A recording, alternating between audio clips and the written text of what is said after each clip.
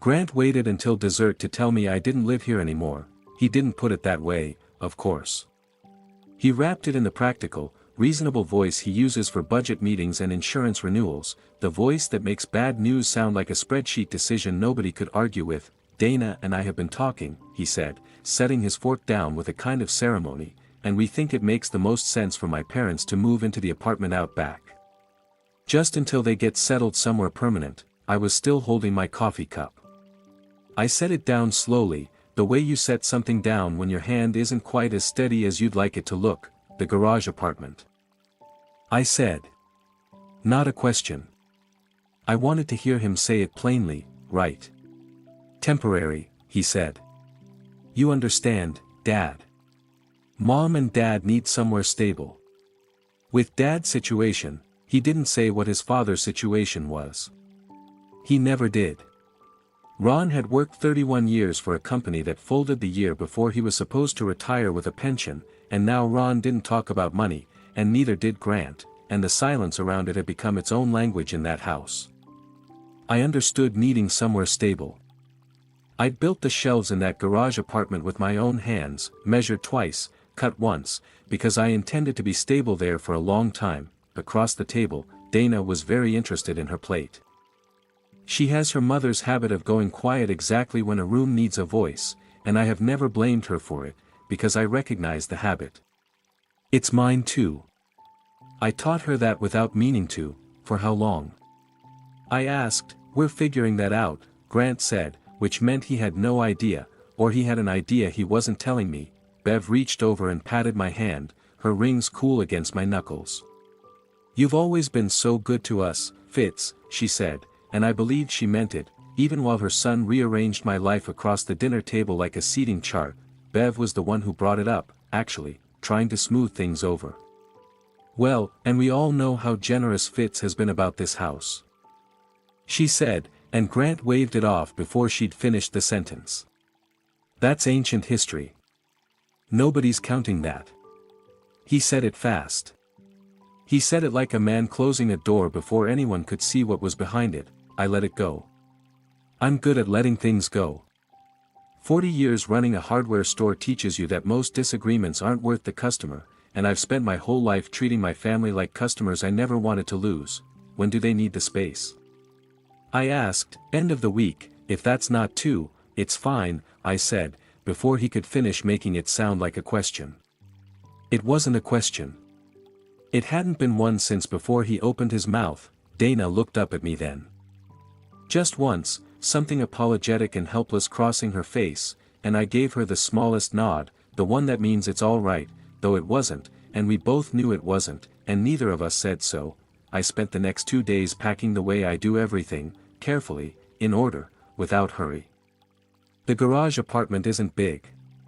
A bedroom, a kitchenette, the front room where I keep my books and the recliner Corinne always said made the place look like a waiting room. I packed her photograph last, the one from the county fair in the yellow dress, wrapping it in one of my undershirts before I set it in the box, the way you'd wrap something that couldn't be replaced if it broke. I took down the shelves I'd built for my tools. Not because anyone asked, but because they were mine, put up with my own level and my own hands on a Saturday 4 years back while Grant stood in the doorway telling me I didn't have to, and I'd told him I wanted to. I'd fixed the fence along the side yard too, and the drywall in the hallway after the water heater flooded it 2 winters ago, and neither of those things came up at dinner, because nobody thinks to thank a man for the roof staying up. You only notice the roof when it's gone. Nobody from the roastery called that week, which struck me only later as strange, given how much I'd quietly wrapped myself into that little shop without anyone noticing. The lease Grant thinks he negotiated himself. The numbers I'd kept lower than they should have been for 2 years running.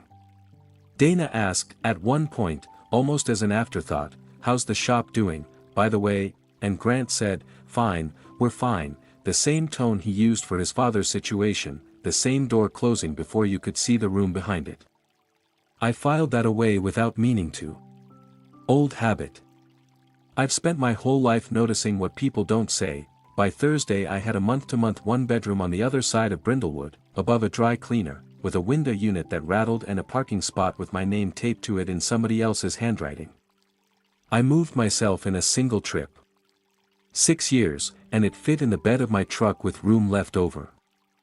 That first night, I sat on a folding chair in the middle of an empty living room with a lamp I hadn't found a table for yet, and I opened the file box I keep for the things that matter, deeds, statements, the paperwork from 30-some years of paying attention to numbers other people didn't want to think about. Near the bottom, still in its original envelope, was the note from the down payment. I hadn't looked at it in years. I hadn't needed to. I read it once, slowly, the way I read everything that matters, and then I closed the box and set it on the floor beside the chair. I didn't feel angry. I want to be clear about that, because anger wasn't what this was. It was quieter than anger. And a good deal more patient. I turned off the lamp and sat there a while longer in the dark, listening to the window unit cycle on and off, thinking about a fence I'd built and a hallway I'd repaired and a door that had closed twice at dinner before anyone could see what was on the other side of it. It wasn't over. I understood that clearly, sitting in a chair that wasn't mine yet, in a room that didn't feel like anything yet. It was just getting started. 3 days after I moved into the apartment above the dry cleaner, I drove out to see Priya Anand, because there are some conversations you don't have over the phone, and this was one of them. Her office sits in a converted Craftsman 2 blocks off Main. The kind of place with a brass mail slot still fixed in the door and a gold-lettered sign that started to flake at the edges. I've been walking through that door for going on 16 years, since before Corinne got sick, since before I sold the store, back when Priya was still building her client list one referral at a time, and I was the man who kept coming back because she never once made me feel foolish for asking a simple question twice. She had my file open when I sat down. Not a folder, a real accordion file, tabbed the way she's always kept things, because she trusts cloud storage about as much as I trust a bank teller who calls me, "Young man, you look like someone who didn't sleep." She said, which is Priya's version of good morning. "I didn't sleep in an apartment with a rattling window unit and no curtains," I said. "There's a water stain on the ceiling shaped exactly like the state of Ohio." I spent half the night deciding whether that was Toledo or Cleveland. She almost smiled. Priya doesn't smile easily, which is one of the reasons I've trusted her for so long. "Let's talk about the actual shape you're in," she said, and pulled the file toward her. We went through it the way we always do, retirement accounts first, because they're simplest, just over $600,000 across 2 funds that haven't needed attention in years. Then the investment portfolio. A little under $750, conservative money that isn't trying to prove anything to anybody. Then the building. The building is 4 retail units on Cutler Row, half a mile from Larkspur Lane, that I bought outright the year after I sold the hardware store. 3 rent at market rate, a nail salon, a tax preparer, a place that sells vacuum parts, of all things. The 4th is Northbound Roasters. "You've had Grant's rent frozen at $950 a month for 2 years, Priya said, not really as a question. "Market on that unit is $2,200-$2,300. "You know that, I know that, you've been eating $1,400-$1,500 a month so your son-in-law's coffee shop doesn't have to feel it."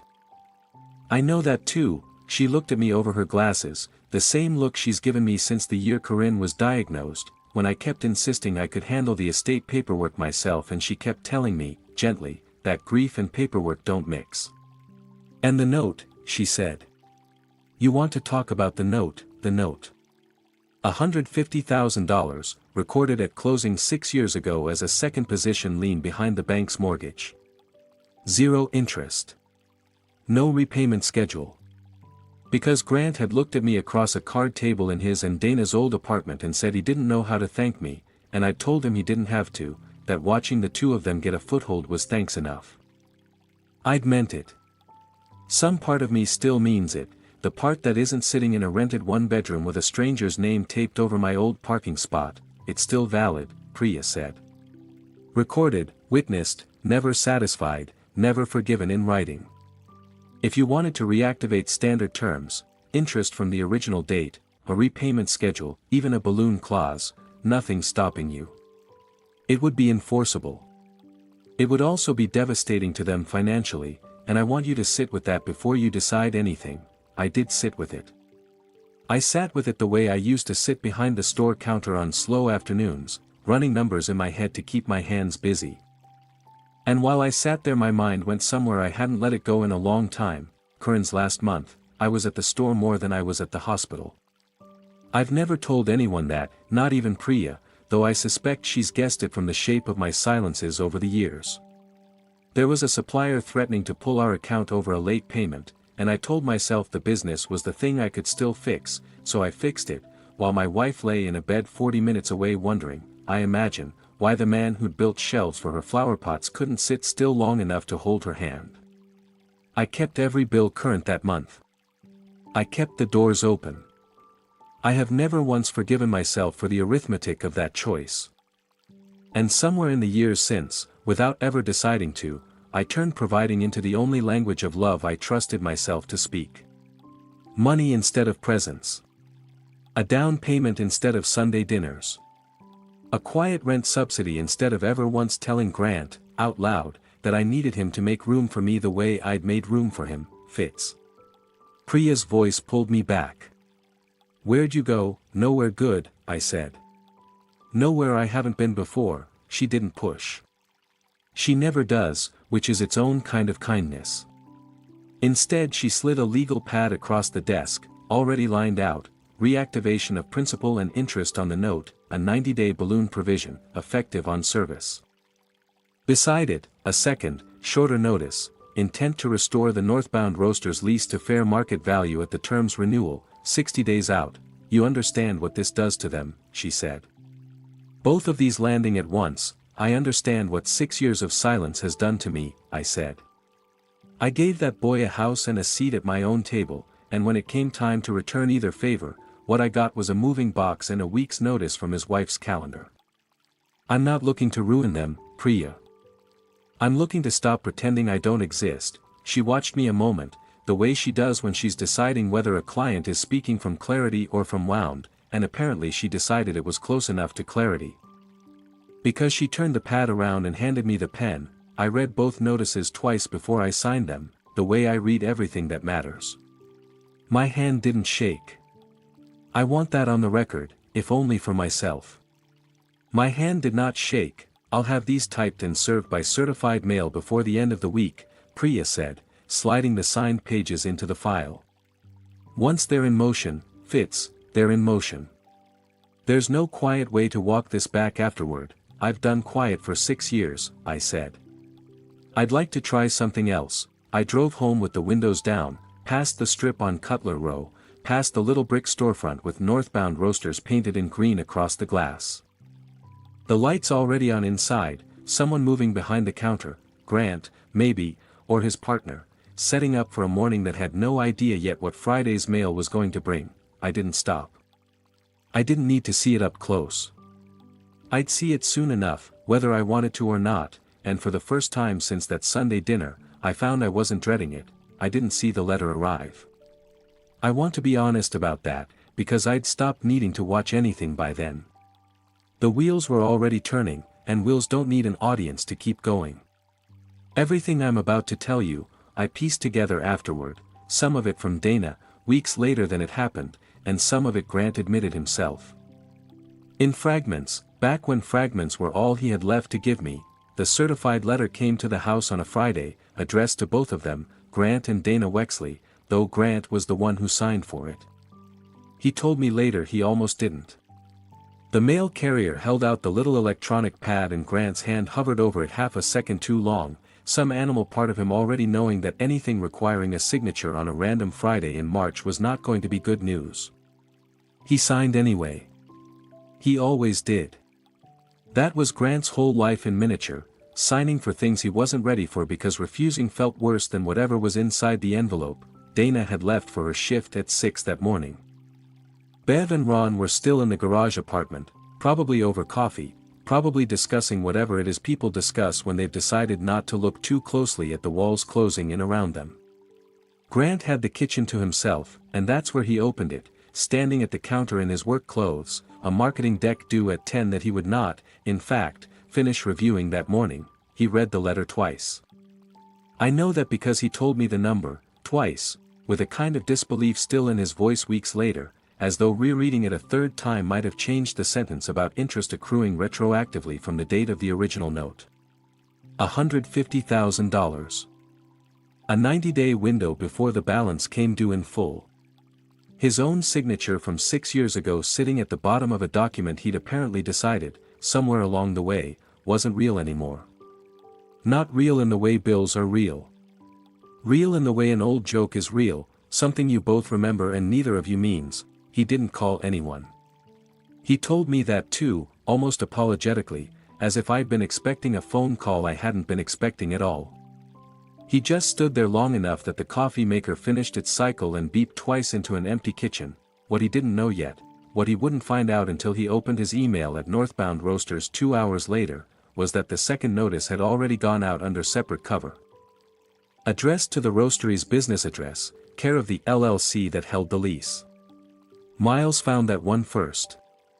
Grant walked in a little after 9 to find his business partner standing behind the espresso machine with a single printed page in his hand and an expression Grant said he'd never seen on Miles before, somewhere between confused and accusatory.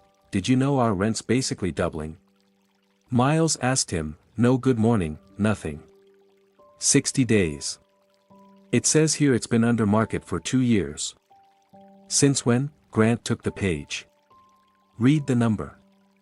Did the math he didn't want to do, the kind that tells you exactly how many months you have before a business stops being a business and starts being a hole you throw the rest of your savings into. He told Miles it must be some kind of clerical thing, a change in ownership, somebody new managing the property portfolio who didn't know the history. He said he'd look into it. He was already lying by the time he finished the sentence, because some part of him, the part that had grown up watching his father get blindsided by paperwork exactly like this, already understood precisely whose signature was really behind both letters. I should tell you about his father, because it matters here, more than it mattered on any ordinary day. Grant was 17 when Ron came home from Halstead Manufacturing on a Tuesday afternoon in October, 4 hours before his shift should have ended. Wearing his work jacket zipped to the collar even though it wasn't cold. Grant was in the kitchen doing homework. He said the thing he remembered most, more than anything his father actually said, was the box.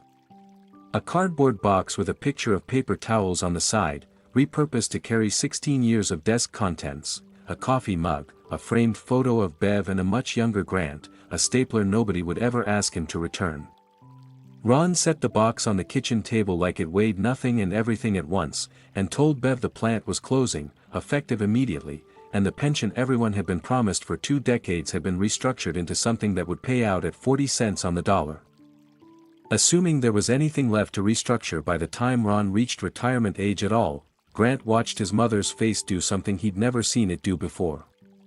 He watched his father sit down at that same table and not say anything for the better part of an hour, just turning his wedding ring around and around on his finger, and Grant understood, in the particular unspoken way 17-year-olds absorb the worst lessons of their childhood, that the ground could disappear out from under a family with no warning at all, that working hard and doing everything right bought you nothing but a cardboard box and a promise nobody kept. He decided, somewhere in that hour, without ever consciously deciding it, that he would never let that happen to people who depended on him. He would control the variables. He would own the roof over every head that mattered to him, so no landlord and no company and no faceless committee could ever hand somebody he loved a cardboard box on a Tuesday afternoon. It's not a bad instinct. I want to be fair to him, even now. It's just that an instinct built entirely out of fear doesn't know how to stop when it's already gotten what it wanted. It just keeps looking for the next room to control, the next person to protect from a collapse that already happened to somebody else, 20 years and 1 generation ago. He didn't tell Dana any of that Friday. He told me later he'd meant to, that he'd rehearsed it twice in the car on the way home. Some version of the truth that started with the note and ended with an apology, and then he'd walked in and found her at the kitchen table already, still in scrubs, exhausted in the specific way a 12-hour ER shift exhausts a person, and the rehearsed sentence had simply refused to come out of him. "You look wrecked," she said instead, which was her way of asking what was wrong without asking directly. Dana had learned that skill from somewhere. "I have my suspicions where." "Long day," he told her.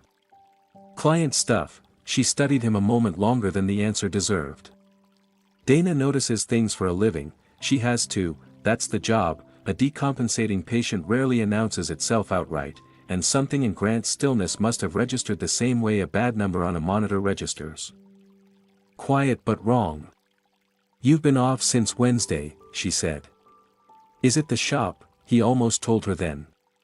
He said later that the truth had gotten as far as the back of his throat, the actual sentence. Your father put $150,000 back on the table and I don't know how we're going to cover it, sitting right there, ready. What came out instead was smaller, safer, a fraction of the real thing offered up like a coin dropped in a jar to make the jar look less empty than it was. Lease renewal came in higher than I expected, he said. It's not a big deal. I'm working it out with the landlord. How much higher? Enough that I'll be doing some spreadsheets this week instead of watching the game with you. He said, and made it sound like a joke, and Dana, God love her, let it be a joke, because she was tired and because 11 years of marriage teaches you which doors your husband doesn't want open tonight. She went up to bed a little after 10. Grant stayed downstairs at the kitchen table, the same table, more or less, where a 17-year-old version of him had once watched his father go quiet over a cardboard box. With his laptop open and 2 browser tabs he kept switching between, one running numbers on the roastery's thinning margins, the other doing arithmetic on a mortgage that had never once, in 6 years, shown up as a line item in his mental accounting of what this family actually owed. 90 days on the note. 60 on the lease. He wrote both dates on the small calendar stuck to the refrigerator with a magnet, in pencil, small enough that no one glancing at it in passing would think to ask what they meant, and told himself, the way people tell themselves things they don't yet believe, that 90 days was plenty of time to figure this out quietly, before anyone, Dana, his parents, Miles, anyone at all, had to find out exactly how bad the math already was. The 2 dates sat on that refrigerator calendar for 11 days before anyone besides Grant noticed them, and by the 12th day, Miles had stopped pretending this was a landlord's paperwork error. I called the property management number on the letter. Miles said, cornering Grant by the espresso machine before they'd even flipped the sign to open. There isn't a property management company. It's a law office. Grant. A law office handles our lease now. Grant had rehearsed an answer for this too, the same way he'd rehearsed the one for Dana that never made it out of his mouth. What came out instead was something about a change in ownership structure, a family trust, nothing to worry about, he was handling it. Miles was a good partner and a better friend than Grant probably deserved right then, and he didn't push past the point where pushing would have meant calling Grant a liar to his face. But he didn't look convinced either. He went back to steaming milk with the particular silence of a man doing the math on his own savings. Wondering how much of it he'd need if this partnership went sideways, Grant spent that night the way he'd spent most nights since the letter, at the kitchen table, laptop open, a yellow legal pad beside it filling up with numbers that refused to resolve into anything workable. He looked, briefly and with real shame, at a website that offered same-day loans against future credit card receipts, the kind of financing that exists specifically for business owners who've run out of good options. He got as far as entering the roastery's monthly revenue into their calculator before he closed the tab. Even Grant, cornered as he was, knew what borrowing against tomorrow's coffee sales to cover a debt from 6 years ago actually was. It wasn't a bridge. It was a hole with better lighting, he thought, too, and told me later this was the thought that scared him most, about asking his own father for money. The idea arrived and left almost simultaneously, because there was nothing to ask for. Ron didn't have $15,000 sitting anywhere. Ron had a garage apartment that used to belong to somebody else and a pension that paid 40 cents on a dollar that no longer bought what it used to.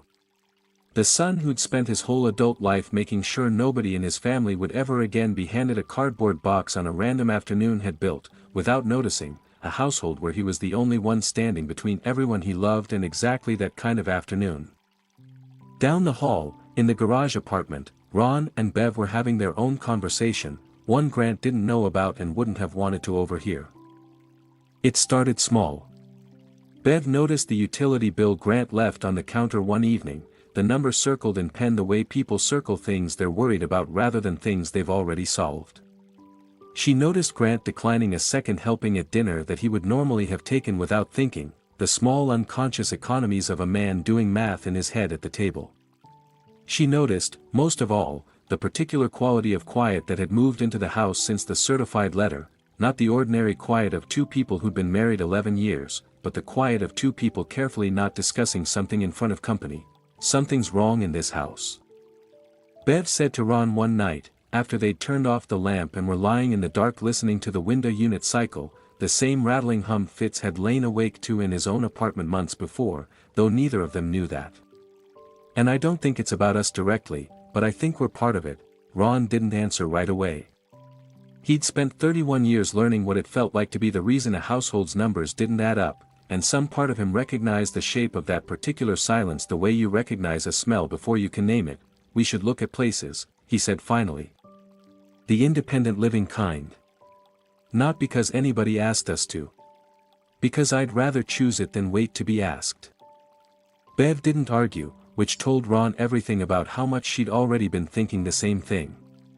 In the morning, after Grant left for the roastery and Dana left for her shift, Bev sat down at the kitchen table, the same table where, 4 years earlier, before any of this, Fitz had once gotten down on the floor with a shim and a level to fix a leg that wobbled every time somebody set a coffee mug down too hard, and opened her laptop to a search bar. Senior independent living, she typed, and then, after a moment's hesitation, affordable senior independent living near Brindlewood, because there wasn't much sense pretending the second word away, she circled 3 listings and the same careful, worried pen Grant had used on the utility bill, an inherited gesture neither of them had ever noticed they shared. One had a wait list. One was further than she wanted to be from Dana. The third had a 1-bedroom opening in the fall, modest, clean, with a little patio that got morning sun, and a monthly cost that made her flinch and then, after a minute, made her feel something closer to relief than dread. It wasn't much. But it would be theirs, chosen rather than granted, and Bev found she wanted that more than she wanted comfort. She didn't tell Grant yet. She told me later that she'd wanted to have somewhere real to offer him before she brought it up, not a burden announced. But a solution already half-built, because 31 years of watching Ron try to protect people who didn't know they needed protecting had taught her that timing was its own kind of kindness. Dana, meanwhile, had stopped accepting Grant's version of events roughly a week after the lease renewal excuse, though she hadn't said so out loud. She'd learned to read people under pressure the way some people read weather, not from any one symptom, but from a pattern of small ones stacking up until the pattern itself became the diagnosis. Grant wasn't sleeping. Grant was checking his phone at odd hours and setting it face down too quickly when she walked into a room. Grant had started declining invitations he'd normally jump at. A work happy hour, a weekend trip a coworker proposed, small retreats from a life he usually threw himself into. She started, without quite admitting to herself what she was doing, going through the file drawer in the study where they kept the mortgage paperwork, the car title, the boxes of documents that accumulate around a marriage. She told herself she was looking for the refinance quote she vaguely remembered Grant mentioning weeks ago, something about seeing if they could restructure the mortgage to free up some cash. That much, at least, wasn't a lie. She genuinely didn't know what she was looking for beyond that, only that something in the house had gone quietly wrong and nobody was telling her what. She found the refinance paperwork first, unremarkable, half-finished, abandoned partway through. And beneath it, in the same drawer, tucked into a manila folder that had clearly not been touched in years judging by the dust along its top edge, she found something else, old bank statements, printed and stapled, going back further than she expected, with amounts and dates highlighted in a hand that wasn't Grant's. She sat back on her heels on the study floor, the folder open across her knees, and understood, before she'd even finished reading the first page, that whatever this was, it was bigger than a lease renewal, and that nobody in this house had been planning to tell her about it at all. Dana didn't move from the floor for a long time. She told me later she just sat there with the folder open across her knees, going back through page after page, doing arithmetic in her head the way she does at the hospital when a chart doesn't add up and she knows, before she's finished the math, that whatever the numbers say is going to matter. The highlighting was mine. She recognized my handwriting before she recognized the amounts, small, deliberate marks I've made in margins my whole life, the same hand that used to write out grocery lists for Corinne and mortgage payments for people I trusted more than I should have. $150,000, circled twice, dated 6 years back. Beneath it, a second page, a lease summary with 2 numbers on it that didn't belong in the same sentence, $950 a month, and beside it, in pencil, a note reading market rate approximate $2,200 to $2,300. She read that page 4 times, she said. Not because she didn't understand it. Because she understood it exactly, and understanding it meant rearranging 6 years of assumptions about her own household in the time it took to read 2 paragraphs. She didn't confront Grant that night. She told me she needed a day just to sit with it, to be angry somewhere private before she let anyone see the anger, which is a thing I recognize in her because it's a thing I do, and I've never once been proud of teaching her that particular skill. The confrontation happened the following evening, after Ron and Bev had walked over to a neighbor's for dinner, leaving the house quiet in a way it rarely was anymore. Grant came in from the roastery looking the way he'd looked most nights that month, thinner around the face, moving like a man carrying something he wouldn't set down even to sleep. Dana was waiting for him at the kitchen table with the folder closed in front of her, both hands flat on top of it. "Sit down," she said. He knew. She told me that was the strange part. He didn't ask what it was, didn't reach for the folder, didn't do any of the things an innocent man does when his wife has something in front of her and a look on her face. He just sat down across from her like someone who'd been waiting 6 years for this exact chair. "How long?" Dana asked. "Were you going to let me think a lease renewal was the problem? I was going to fix it before you had to know." "That's not an answer." He was quiet a moment. Then, quieter than she'd ever heard him, he told her the number. All of it. The note. The lease. The 90-day window that had already burned down to fewer days than either of them wanted to count out loud. He told her about Miles finding the letter first, about the loan calculator he'd closed without applying, about sitting at this same table doing math that never once came out somewhere survivable. "You let your own father-in-law hold a debt over our marriage for 6 years and you never told me it existed," Dana said. "Not the good years. Not the bad ones. Not once. I didn't think of it as a debt. I thought of it as," he stopped. Started again. "I thought if I never called it a debt out loud, it would stop being one." "That's not how debts work, Grant. That's not how anything works." She opened the folder then, turned it around so it faced him, tapped the lease page. "And this. You let my father subsidize your business for 2 years and told Miles it was a paperwork error. You lied to your own partner to protect a secret you were keeping from your own wife." He didn't defend himself.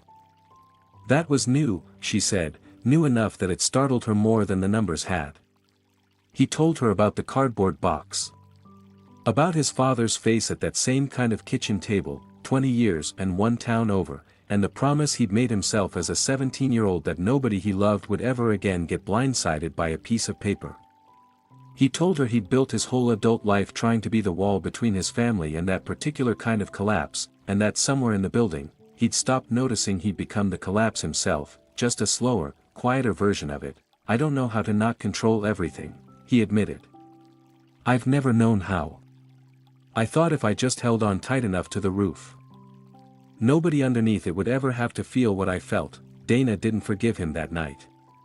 She told me she wasn't ready to, and I respected that more than I would have respected an easy forgiveness. But something in the room had changed, she said, the difference between a man defending a lie and a man finally putting it down. "We're not doing this alone anymore," she told him. "Not the money, not the pretending. All 4 of us are going to sit in a room together and say the true thing out loud, or none of us are actually fixing anything." He didn't argue. He just nodded, the way a man nods when he's too tired to fight the one thing that might actually help him. She came to see me 2 days later. On a Thursday, in the middle of the afternoon, without calling first. I remember being surprised, and then, when I saw her face through the window before I even opened the door, not surprised at all. "I'm not here because Grant sent me," she said, before I'd said a word. "I want that clear. I came because I found the folder, and because nobody in that house was ever going to tell me the truth unless I went looking for it myself." I let her in. "Made coffee, because that's what I do with my hands when I don't know what else to do with the rest of me." She sat at my kitchen table, a table I'd bought new, that had never held a dinner where anyone raised their voice, and set the folder down between us. The same one she'd found in the study drawer. "Why didn't you tell me?" she asked. Not angry. That was the hardest part. She wasn't angry with me, not the way she clearly still was with Grant. She just looked tired, and a little lost, the way a person looks when a foundation they didn't know they were standing on turns out to have a crack running clean through it. I didn't have a clever answer for her. "I've had 6 years to think of one and I still don't, because your mother was dying 40 minutes away from a hardware store I couldn't leave," I told her, "and I've spent every year since telling myself that if I just kept providing for the people I love, it would make up for the year I didn't sit with her enough.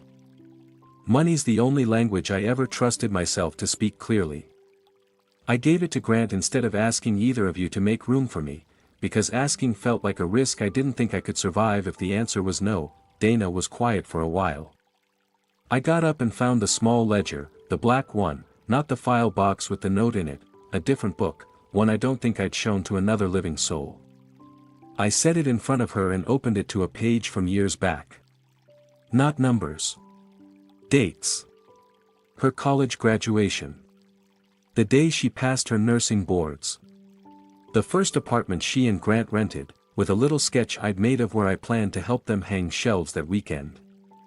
Which I had, though nobody had asked me to write it down anywhere. I kept this because I was afraid I'd forget the things that actually mattered if I only ever wrote down the money, I said. Which is its own kind of foolish, since I built a life out of that same fear. She touched the page a moment, didn't say anything about it.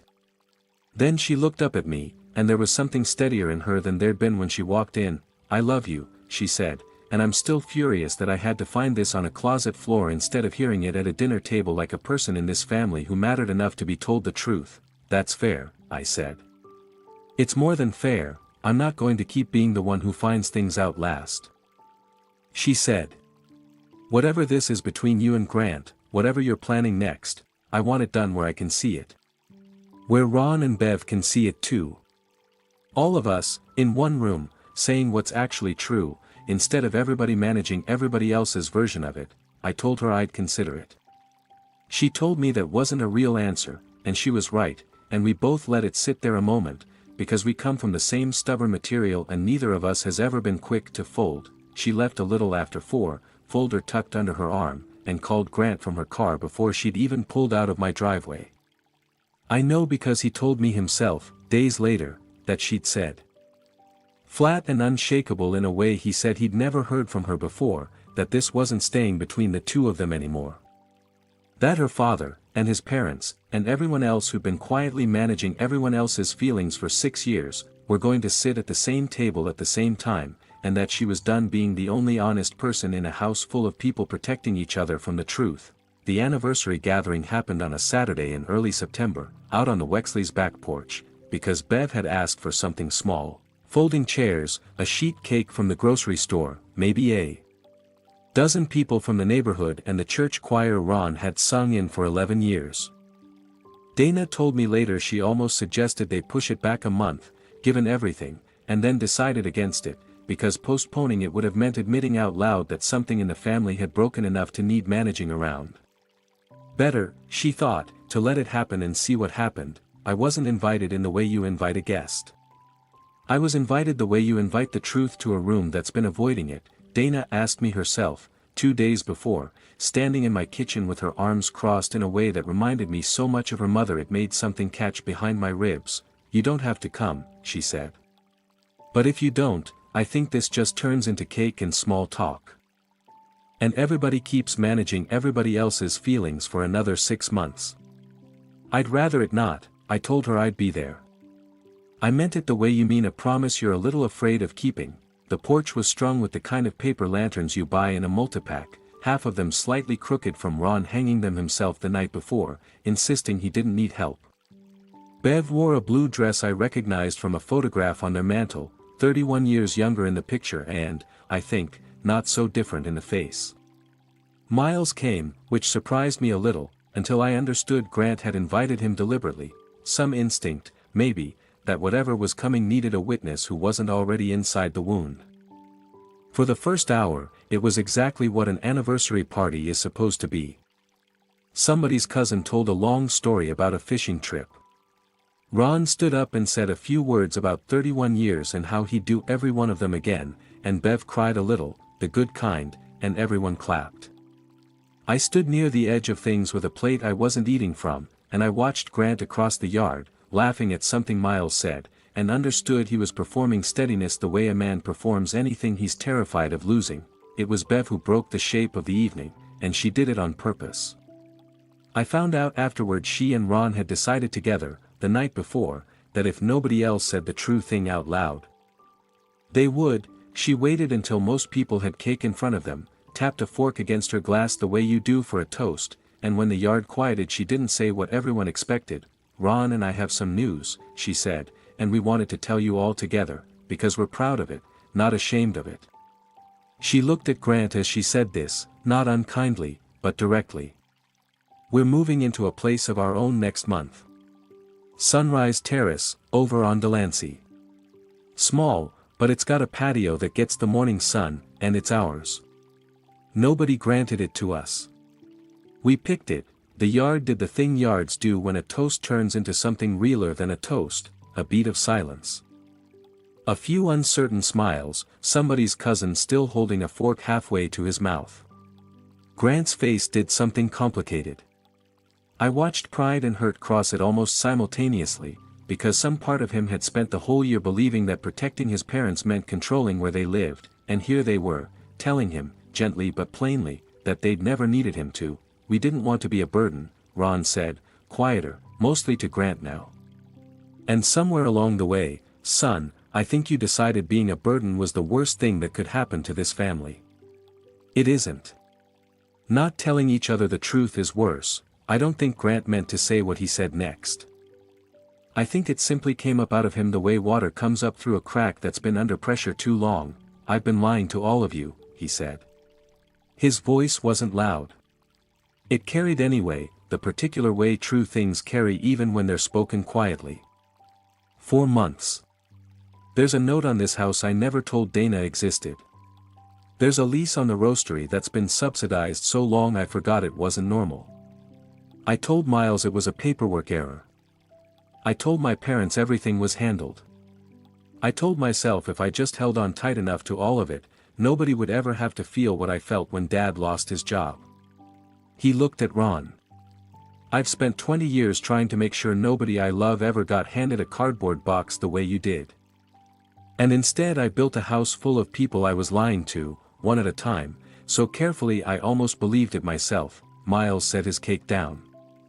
I watched him do the math you do when you learn your business partner has been managing your reality for 2 years, and I watched him decide, visibly, not to walk away from the yard before he'd heard the rest of it. Grant didn't stop there, and to his credit, he didn't try to make it sound better than it was.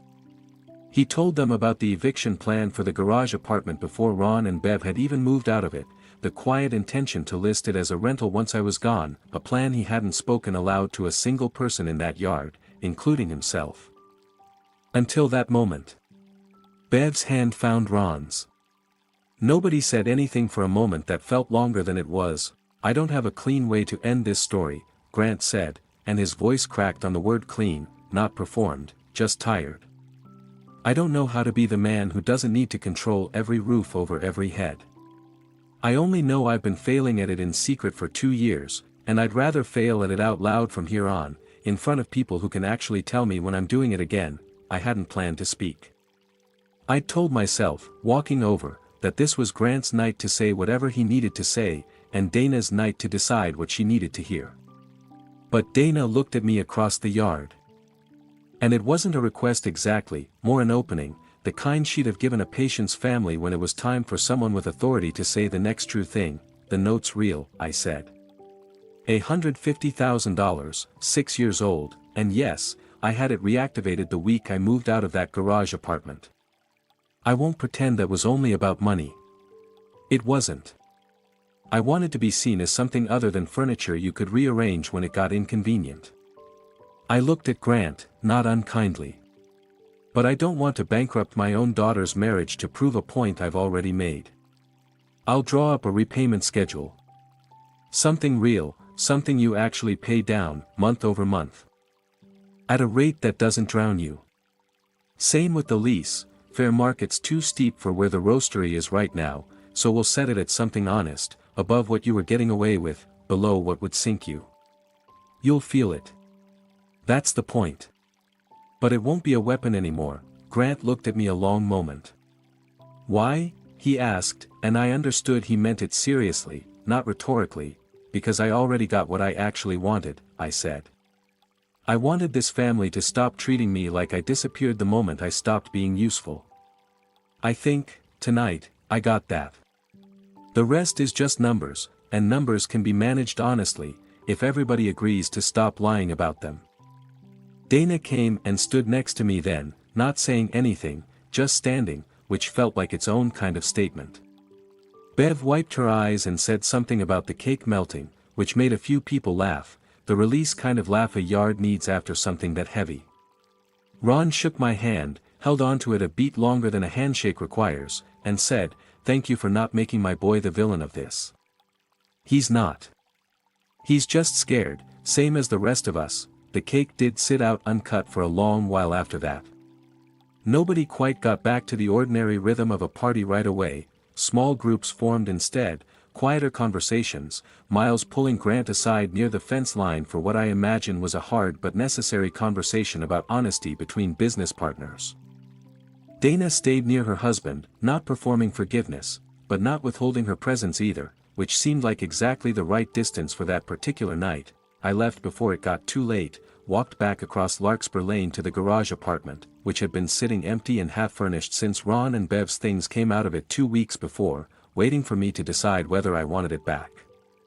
I did. Not because I needed it, I'd built a perfectly good life in the apartment above the dry cleaner, but because it was mine first, and reclaiming it felt like closing a door I'd left open too long. The next morning, moving my tools back in, I found the cabinet under the little kitchenette sink still hanging a half-inch crooked on its hinge. The way it had been for years, the way I'd meant to fix a dozen times and never quite gotten to before Grant asked me to leave. Dana came by around noon with a box of my books she'd been keeping for me, and found me on the floor with a screwdriver, shimming the hinge straight. "You're really doing this," she said, watching me work. "Not a question. I built these shelves once for people who needed me to be useful," I told her, tightening the screw, testing the door, watching it swing clean and even for the first time in years. "I'd like to try building things now just because they're worth fixing. See if that's enough on its own." She sat down on the floor next to me, the way she used to when she was a kid and I was working on something in the garage and she didn't want to talk. Just wanted to be near it. I handed her the screwdriver without being asked, and she held it, and neither of us said anything else for a while, and it was, for the first time in a long while, exactly enough.